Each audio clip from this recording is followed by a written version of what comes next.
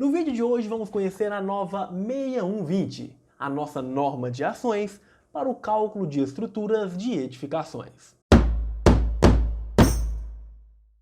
Olá pessoal, meu nome é Ezequiel, eu sou do site tudoengcivil.com.br e há alguns dias lá no Instagram eu perguntei se valeria a pena fazer um vídeo sobre as novidades da norma 6120, que é a nossa nova norma de ações para estruturas de edificações, para o cálculo de estruturas de edificações. E muitas pessoas comentaram dizendo que sim, que compensava. Então, se você ainda não me segue no Instagram, é só ficar ligado, procurar @tudoengcivil ou o link está aqui na descrição.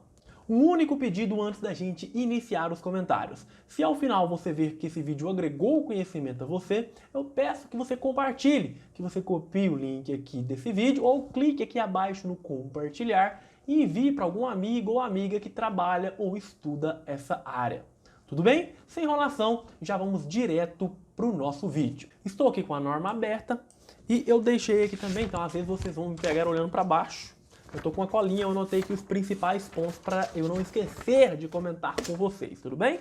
Então vamos direto aqui. A primeira mudança que teve da 6120 de 1980 para essa foi o nome. Não é mais cargas, agora sempre trata-se de ações. Então nós temos aqui ações para o cálculo de estruturas de edificações.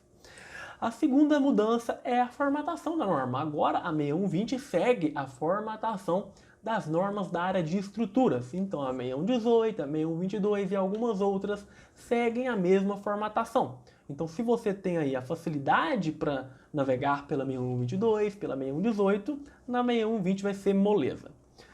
Uma terceira mudança foi o número de páginas. Saiu de 6 páginas para um total de 66 páginas. Então ficou bem mais extenso, mas a gente vai ver aqui que tem muito espaço bem preenchido também. Um quarto ponto importante é que tinham cargas espalhadas por diversas outras normas. Então tem aqui nas referências normativas várias outras normas também. E tinham cargas espalhadas por diversas normas, como nas normas de ponte, as cargas de parapeito, coberturas metálicas, e eles tentaram reunir essas cargas na 6120. E a tendência é que no futuro todas as cargas venham para o 6120 e deixem as outras normas. Tudo bem? E por último aqui, antes da gente iniciar diretamente aqui os nossos comentários, é que agora a norma tem espaço. Como ela tem 66 páginas, tem espaço para ter muitas tabelas, e isso é bom. Isso agora vai complementar bastante nosso conhecimento. E a gente vai ter agora a referência técnica para a gente ir direto. Não vai precisar comprar 1000 livros para saber a carga de 1000 coisas diferentes. Aqui na própria norma já tem tudo. Não, tudo não, né? Tem muita coisa. Vamos lá.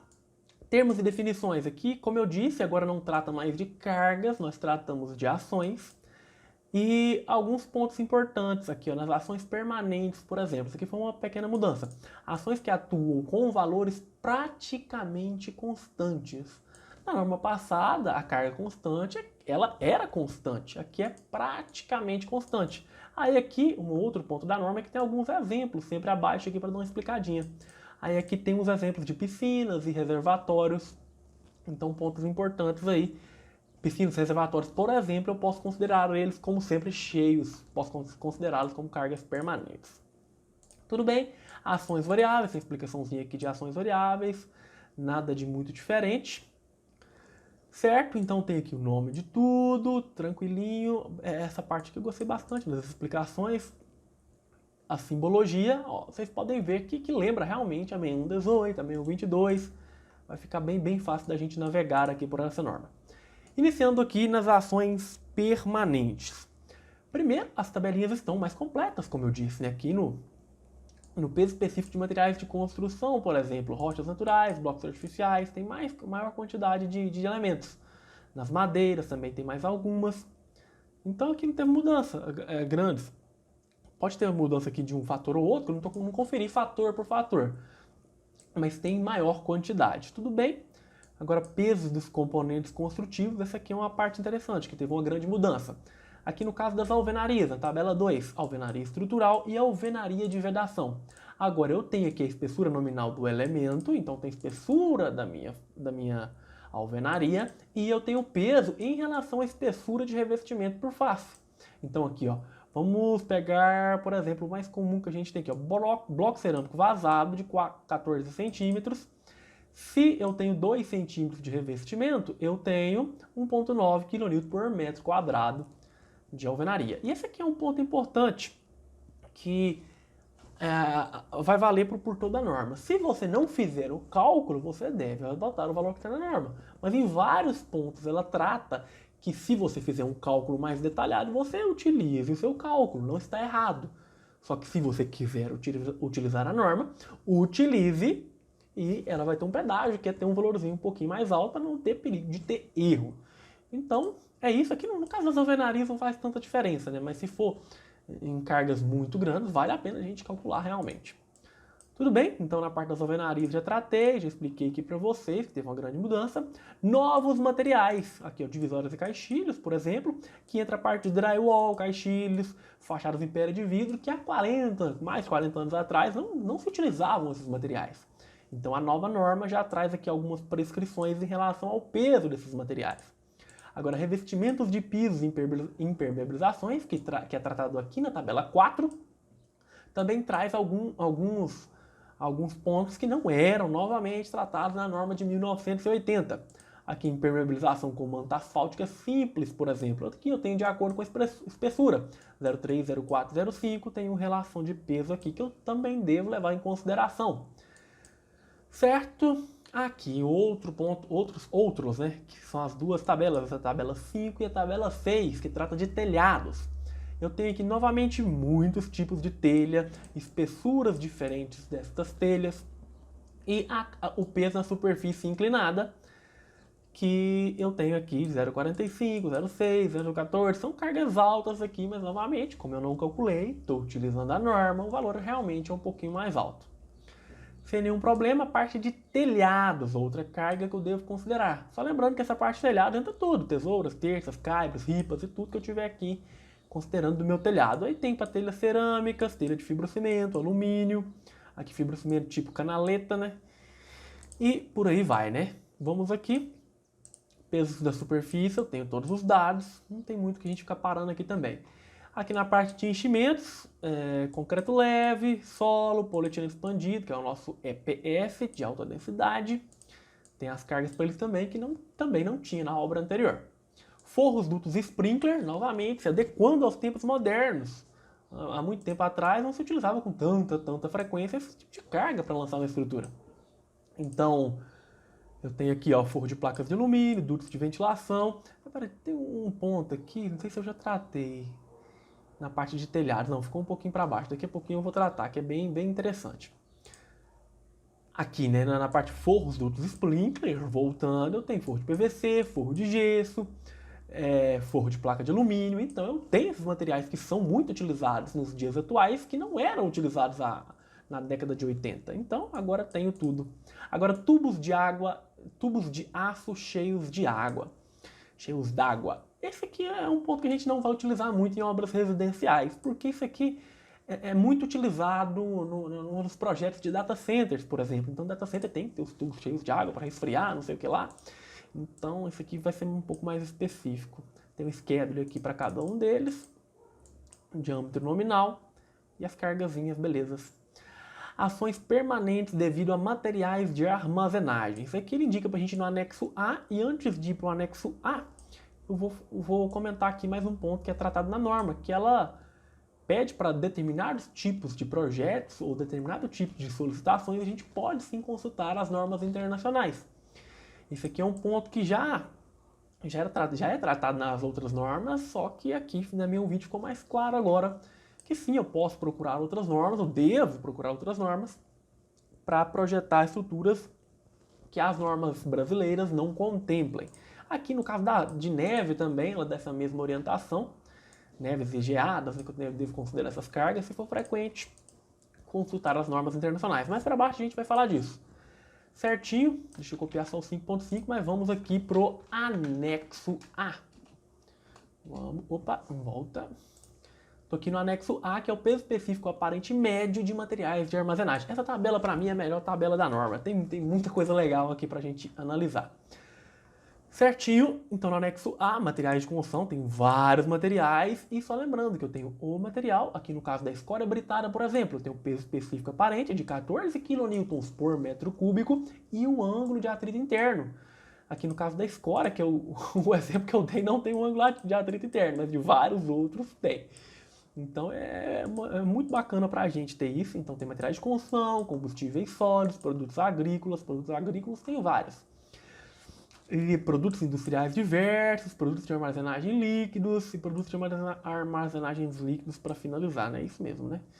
Falei duas vezes aqui essa última parte, sem problema nenhum, viu? Ficou 1, 2, 3, 4, 5, 6 páginas só com essa peso específico aparente médio desses materiais. Então tirou da norma, colocou aqui no anexo para ficar mais fácil da gente ler. Sem problema nenhum. Vamos voltar lá para o 5.5, que é onde a gente estava. Fecha aqui nossa janelinha, vamos continuar. Aqui tem algumas orientações em relação a empuxos e pressões hidrostáticas. Isso aqui não era nem citado, né, na norma anterior, dessa forma que é citado aqui. Então tem algumas orientações aqui, algumas normas que você deve seguir para isso, mas não tem tanto dados em relação às cargas, mas tem algumas orientações. E tudo bem, deixa eu ver aqui no caso de as ações permanentes, eu esqueci de alguma coisa no meu lembretezinho. Não, tranquilo, vamos para as ações variáveis. Tudo bem, ações variáveis, é o que agora sim, dentro de ações variáveis, eu tenho campo de cargas variáveis. Agora sim eu posso falar cargas, tudo bem? Vamos iniciar aqui nas nossas cargas variáveis. Nas cargas variáveis eu vou passar um pouquinho mais rápido, eu vou parar em alguns pontos que eu acho mais interessantes. Cargas de aeroportos, arquibancadas e tribunas, isso aqui não muda muita coisa nada. Só lembrando aqui que eu vou ter algumas letrinhas aqui no campo de carga concentrada. Esse aqui é um campo meio polêmico, a gente vai ver daqui a pouquinho. E essa letrinha lá no final ela tem uma legenda pra gente saber o que significa, né? Tudo bem, vamos ver aqui um que eu acho mais interessante. Banco, bibliotecas. Bibliotecas teve uma mudança interessante, que a carga agora varia de acordo com a altura das estantes. Então, acima de 2,20 metros, eu devo considerar 2 kN por cada metro quadrado, em relação a cada metro de altura acima dos 2,20 metros. Muito interessante. Então, agora a nossa carga ela vai variar de acordo com a altura da estante. Nada mais justo, né? E esse mesmo caso acontece, deixa eu vir aqui, no caso dos supermercados. Depósitos em geral também tem essa mesma indicação. Só varia a carga, mas tudo bem. Aí eu tenho carga de cobertura, carga de clube, cinema. É cinema mesmo? É cinemas. Aí aqui, observem que ela colocou cinemas e abriu parênteses, não inclui cinemas e shopping centers. A gente vai ver por quê.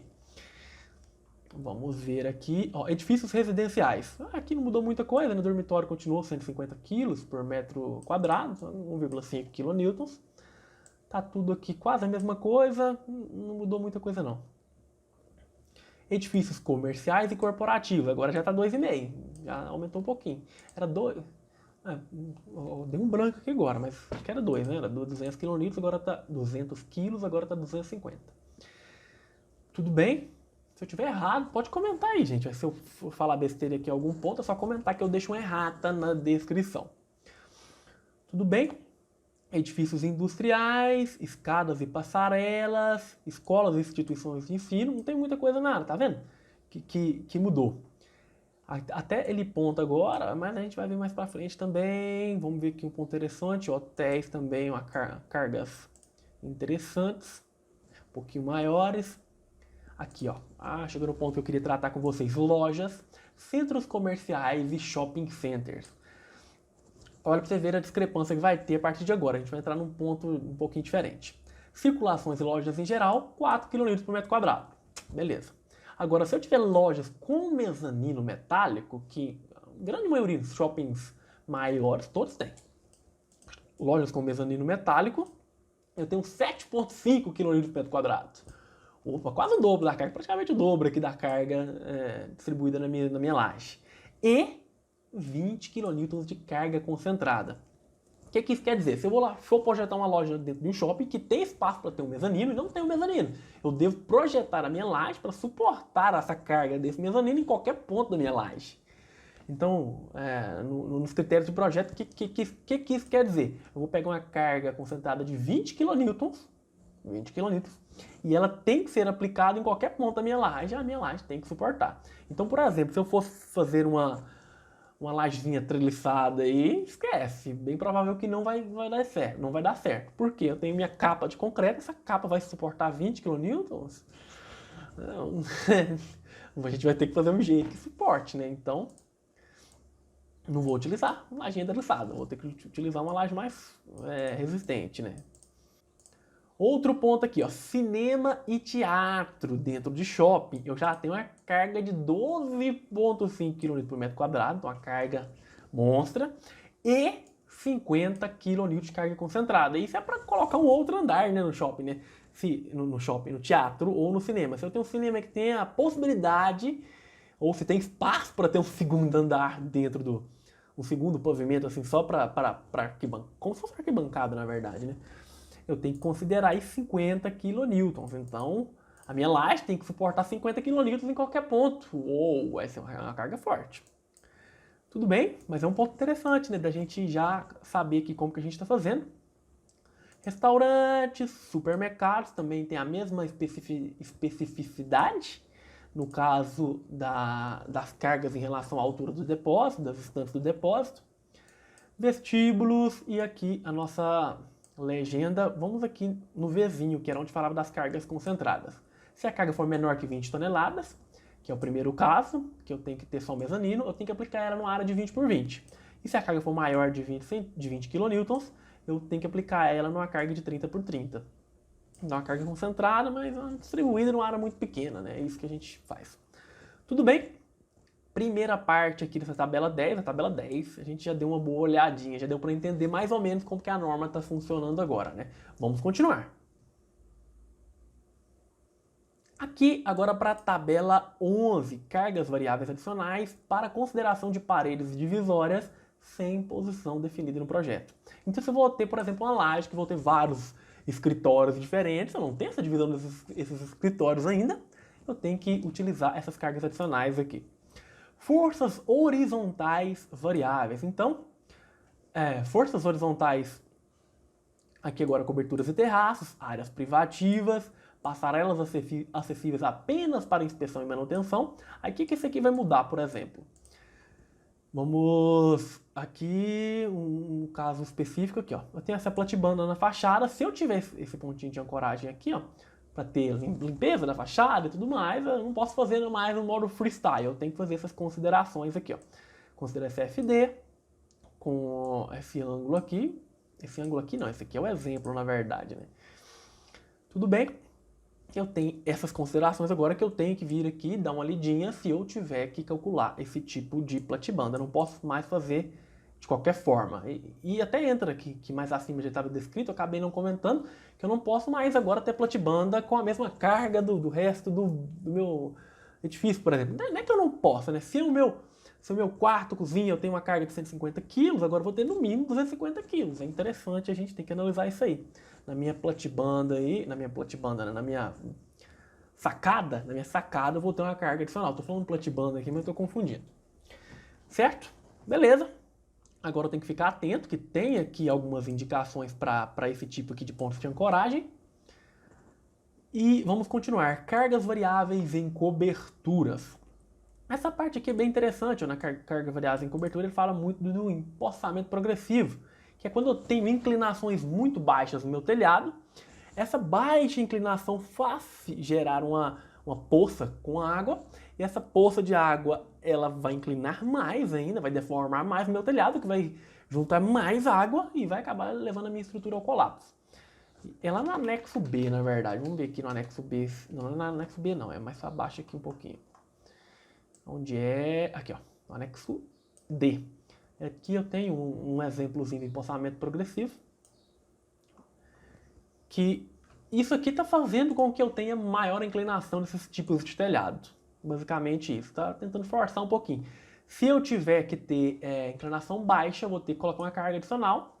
Aqui a tabelinha, a formulazinha que eu vou ter que utilizar, que varia de 0,25 a 0,5. Aqui o gráficozinho, que acima de 3% de inclinação, fica 0,25, fica tranquilo, fica melhor.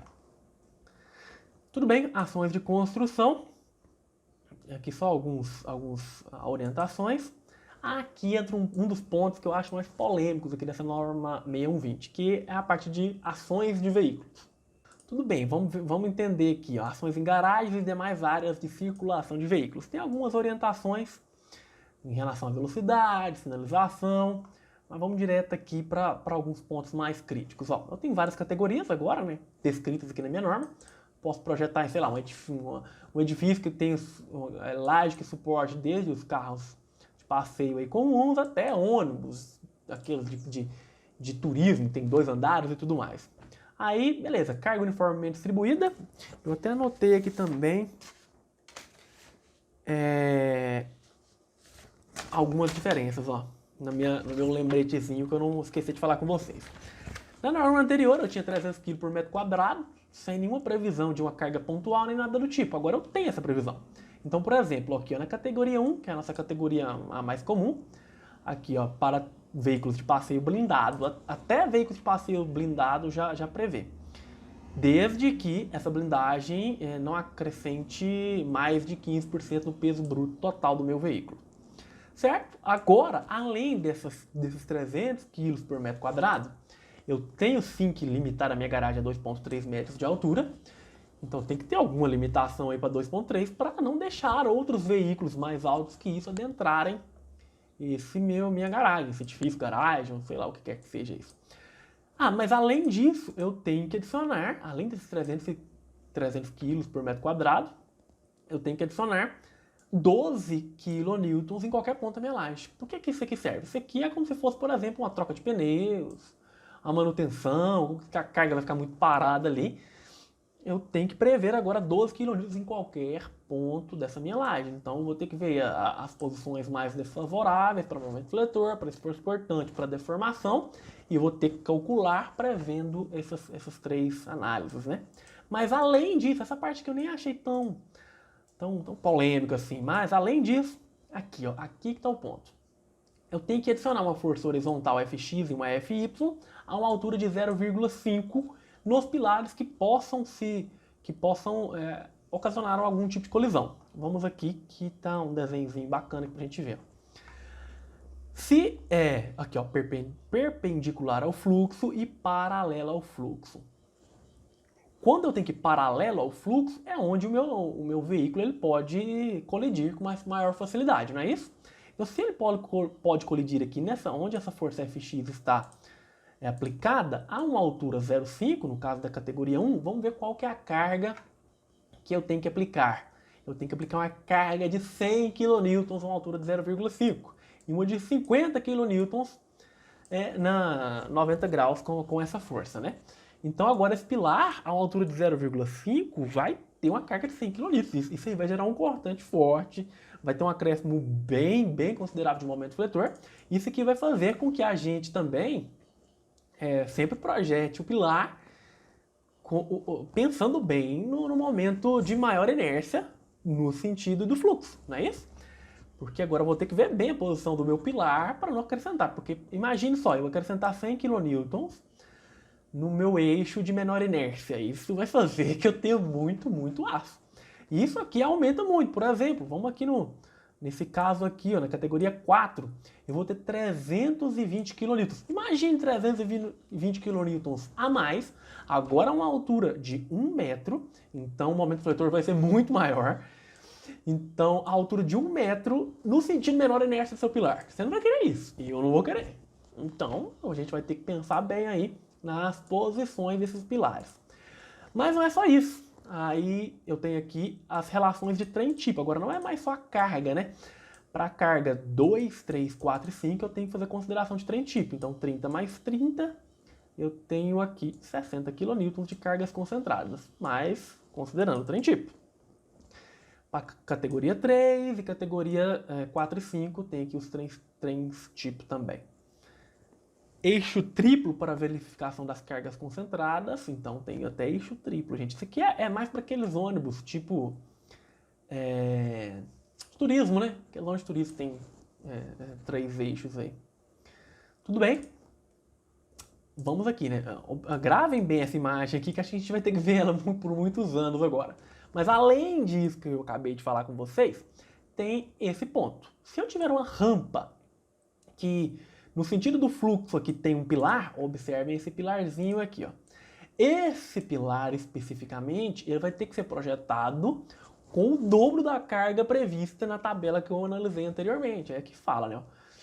Pilares próximos a descidas de rampas devem ser verificados para forças horizontais com o dobro do valor indicado nas colunas 6 e 7 da tabela 13.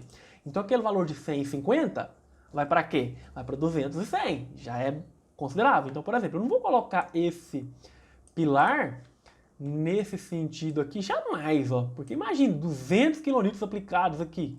Aí haja ferragem, né? E mesmo assim ainda vai ser complicado, né? Dependendo das dimensões. Isso aqui vai deixar basicamente nossos pilares mais robustos em casos de garagem. Tudo bem, tem aqui a ilustração, ficou muito bacana essa ilustração.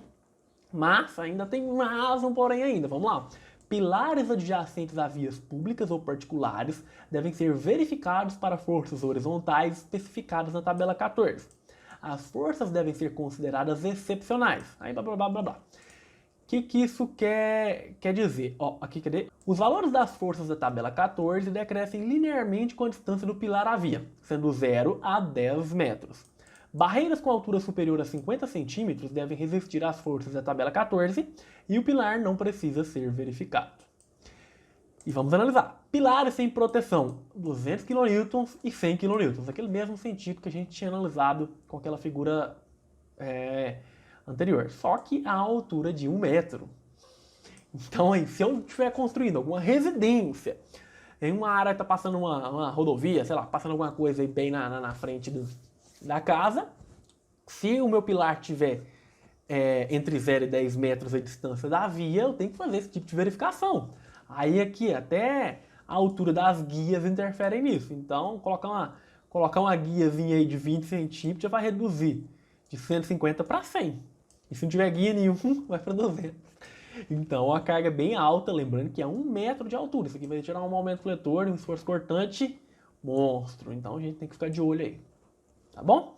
Agora entra aqui na parte de empilhadeiras e mini carregadeiras, que eu não vou nem abordar muito, porque isso aqui é um caso muito específico, né? Mas agora tem previsto aqui na norma as orientações, onde a carga está concentrada, blá blá blá. As cargas aqui uniformemente distribuídas. Helipontos também é outro ponto que não tinha na norma. Isso aqui era um campo meio nebuloso, né? Tem uma palestra do coordenador na norma. Ele faz algumas brincadeiras disso, que era um ponto nebuloso, né? Só os magos da engenharia que conseguiam calcular isso. Agora não, agora está previsto aqui na 6120. O pessoal lá de Balneário Camboriú agora construindo edifícios altíssimos, que inclusive tem vídeos aqui no canal dos edifícios mais altos lá de Balneário Camboriú. Dá uma olhadinha. Balneário Camboriú não, né? Do Brasil, Balneário Camboriú está incluso nesse ranking. Tudo bem, a parte de helipontos também está todo previsto aqui. Um eixo de verificação e as cargas de verificação, cargas em fábricas e armazéns, acaba que eu já falei lá em cima também, na parte de depósito e tudo mais, peso específico de materiais de armazenagem, que eu também já falei lá no anexo A, peso específico de materiais de armazenagem, também a mesma coisa, né, que eu já falei anteriormente, lá no anexo A tem as indicações para as normas europeias. Isso aqui também a gente pode pular, ou pular nada, né? Ações de parapisos e pavimentos de galpões, depósitos e distribuição. A carga que eu tenho, acaba que eu tenho as cargas uniformemente distribuídas e as cargas concentradas agora também, que eu tenho que fazer essa verificação e a área que essa carga concentrada vai estar aplicada. Tudo bem? Salão de vendas, depósito e distribuição, só lembrando aqui que varia de acordo com a altura do estoque, né? Então tem que ficar analisando isso. Vamos aqui, neve e granizo, outro ponto que eu falei aqui, que eles dizem que a gente tem que olhar as normas internacionais. Redução das cargas variáveis, que é o último ponto que a gente está tratando aqui. E vamos lá. De 1 a 3... Peraí, até para a gente não gerar confusão. Aqui nesse campo de redução de cargas variáveis, esse aqui é para edifícios de múltiplos pavimentos, né? Então, de acordo com o número de pisos, eu vou poder reduzir as cargas variáveis. Lembrando que isso não é obrigatório, isso é uma possibilidade de você reduzir. De 1 a 3 pavimentos, o número de pisos que atuam sobre o meu elemento, vou manter aqui o multiplicador 1. E acaba que essa tabelinha aqui já era bastante utilizada, só que agora eu tenho as ilustrações, que facilitou bastante. Ó, eu tenho diversos tipos de pavimento que o multiplicador 1 vai continuar independente desses coeficientes de redução. Então aqui, ó, quando eu tenho um tipo de ambiente, ó, CVNR, o que significa isso aqui mesmo? Pavimento inteiramente ocupado por carga variável não redutível. Então tem diversos tipos de pavimentos que não vão poder ter essa redução. Só que, por exemplo, eu tenho um edifício aqui residencial, tem cobertura, o ático, e tenho vários pavimentos que têm o mesmo tipo de uso. Eu vou poder reduzir essa carga variável de acordo com os andares. Os 3 primeiros eu mantenho o multiplicador 1, no quarto já vai para 0,8, no quinto 0,6 e no sexto 0,4 e mantenho 0,4. E tem alguns exemplos aqui de aplicação também. Se eu tiver diversos usos, uso 1 e uso 2, você vai reiniciar. Então, cheguei aqui no final do uso 1, vou iniciar o uso 2, reinicio. Então, é basicamente isso. Tem algumas imagens aqui para apresentar isso pra gente. Anexo A, eu já mostrei aqui, ficou muito bom. Alguns exemplos de plaquinha de sinalização. Pontes rolantes, agora ficou quase 5, 6 páginas aqui de pontes rolantes, eu não vou tratar porque é um assunto muito específico também, eu teria até que estudar para trazer aqui melhor para vocês. Mas é isso, né, pessoal? Terminamos aqui então a nossa bibliografia. E é isso, pessoal. Ficou longo o vídeo? Ficou, mas a norma também saiu de 6 para 66 páginas, não tinha como eu vir aqui e falar em 5 minutos, não ia trazer nenhum conteúdo para vocês. Então, reforçando aquilo que eu disse no início do vídeo, deixa aí o seu gostei, ajude aí o canal a crescer. Tem poucos canais de engenharia que trazem esse tipo de conteúdo, então ajude o nosso canal a crescer, se inscreva, curta. E se você gostou, não se esqueça de compartilhar, envie lá para seu amigo. Tenho certeza que ele vai gostar, que ele vai curtir bastante. E essa, pessoal, é a nossa nova 6120. Espero que vocês tenham gostado e no mais, o que eu desejo a vocês é um bom estudo e até a próxima.